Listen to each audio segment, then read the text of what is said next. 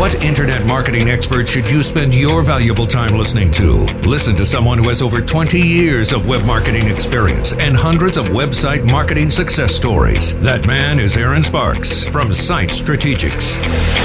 And this is Edge of the Web Radio. Consumers often rely on opinions of others when making purchase decisions. In fact, almost all the time. 88% have been influenced by an online customer service review when deciding on what to buy. So no one wants to get a negative review. They sometimes happen, however. So we have 10 ways to deal with them when they occur. So we got an article from Web Marketing Today from Paul Cheney. Now, check this out.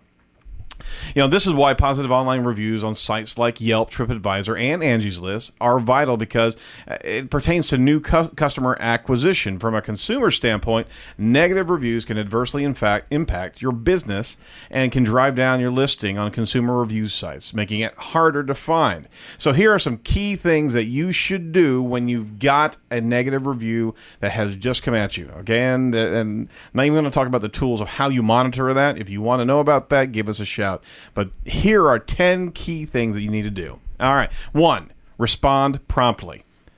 Period. Yep. Prompt responses to negative reviews show the customer that you care and value their opinion. It also shows other viewers of that negative review, if you're responding in areas where your company response can be visible, it shows how quickly you responded to them, and that is customer service. Whether or not it was a negative review, you have it right there as a kind of the site's witnessing for you, Number 2, take the issue offline.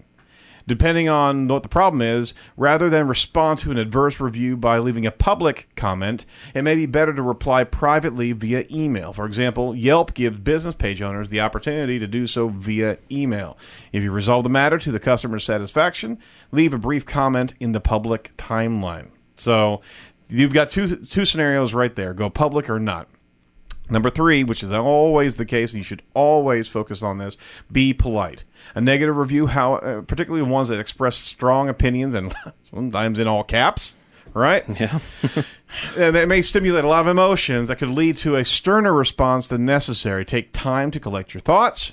Respond by saying something like, "Thank you for your valuable feedback. I would cherish the opportunity to speak with you about your experience. Please contact me at your earliest convenience." That's nice.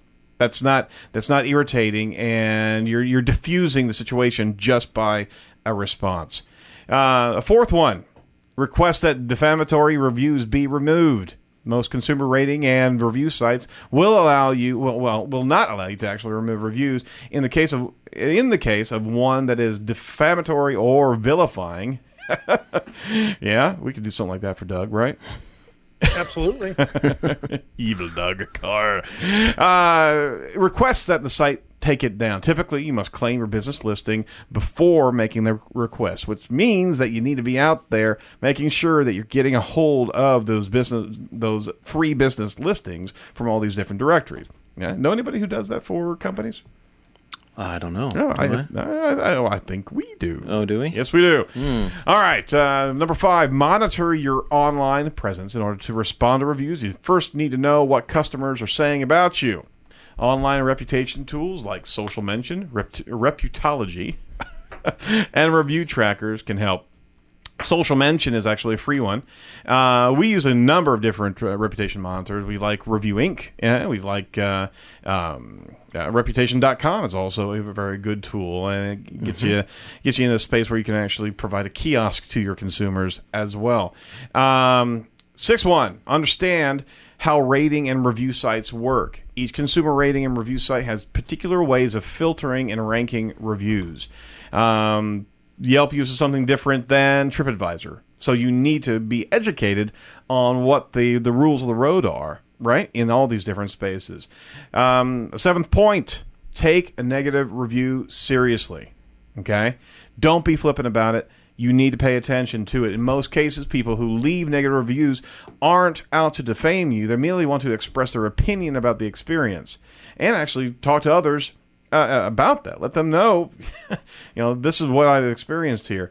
They're wanting to be having a remedy provided. They're a lot of times they're going to social media and review properties because they didn't get what they needed to get from a consumer or customer service interaction. So take it seriously and react accordingly.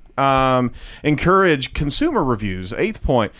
To offset the impact of a negative, you need to encourage your existing customers to offer reviews. Don't influence them in any way. Certainly don't offer any compensation for that. Straight out, don't do that. But you have an entire consumer book of business. Why not try to bring some of the brand loyalists to the game? 9th one, real quick. See the good in a bad review. Negative reviews can actually benefit your business, especially if you have some true customer service issues. You need to internalize that and understand that maybe you did cause this problem, and maybe you should be fixing that problem as well. Last one, share your reviews with your employees. Make sure everyone in your company is aware of the reviews you receive, both positive and negative. That's actually going to influence more and more positive interactions with customers because they don't want to have their own name trashed through the mud. All right, there it was, 10 points.